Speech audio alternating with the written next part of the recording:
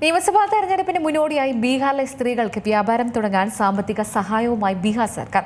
മുഖ്യമന്ത്രി മഹിള റോസ്ഗർ യോജനയുടെ കീഴിൽ 75 ലക്ഷം സ്ത്രീകൾക്ക് ആദ്യഘട്ടമെന്ന നിലയിൽ 7,500 കോടി രൂപ പ്രധാനമന്ത്രി നരേന്ദ്രമോദി കൈമാറും. പ്രധാനമന്ത്രി നേരിട്ട് ബീഹാറിലുടനീളമുള്ള 75 ലക്ഷം സ്ത്രീകളുടെ ബാങ്ക് അക്കൌണ്ടുകളിലേക്ക് 10,000 രൂപ വീതം 7,500 കോടി രൂപ കൈമാറും.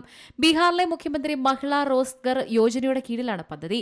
സ്വയം തൊഴിൽ, ഉപജീവന അവസരങ്ങൾ എന്നിവയിലൂടെ സ്ത്രീ ശാക്തീകരണം പ്രോത്സാഹിപ്പിക്കുക എന്നിവയാണ് ഈ പദ്ധതി ലക്ഷ്യമിടുന്നത്. സ്ത്രീക്ക് സാമ്പത്തിക സഹായം നൽകുന്നതിലൂടെ അവർക്ക് ഇഷ്ടമുള്ള തൊഴിൽ അല്ലെങ്കിൽ ഉപജീവന പ്രവർത്തനങ്ങൾ ആരംഭിക്കാൻ കഴിയും. അതുവഴി സാമ്പത്തിക സ്വാതന്ത്ര്യവും സാമൂഹ്യ ശാക്തീകരണവും വളർത്തിയെടുക്കാനാണ് ലക്ഷ്യമിടുന്നത്.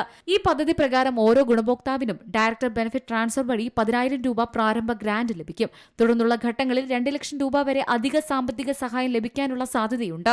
കൃഷി, മൃഗസംരക്ഷണം, കരകൌശല വസ്തുക്കൾ, തയ്യൽ, നെയ്ത്ത്, മറ്റു ചെറുകിട സംരംഭങ്ങൾ എന്നിവയുൾപ്പെടെ ഗുണഭോക്താവിന് ഇഷ്ടമുള്ള മേഖലകളിൽ ഈ സഹായം പ്രയോജനപ്പെടുത്താം. ഇതുവരെ സ്ത്രീകളിൽ നിന്ന് 1.11 കോടി അപേക്ഷകൾ റൂറൽ വികസന വകുപ്പിൽ എത്തിയിട്ടുണ്ട്. 18 മുതൽ 60 വരെ വയസ്സുള്ള സ്ത്രീകൾക്കാണ് പദ്ധതി പ്രകാരം സാമ്പത്തിക സഹായം ലഭിക്കുക. കഴിഞ്ഞ മാസം 29-നാണ് മുഖ്യമന്ത്രി നിതീഷ് കുമാർ പദ്ധതി അംഗീകരിച്ചത്.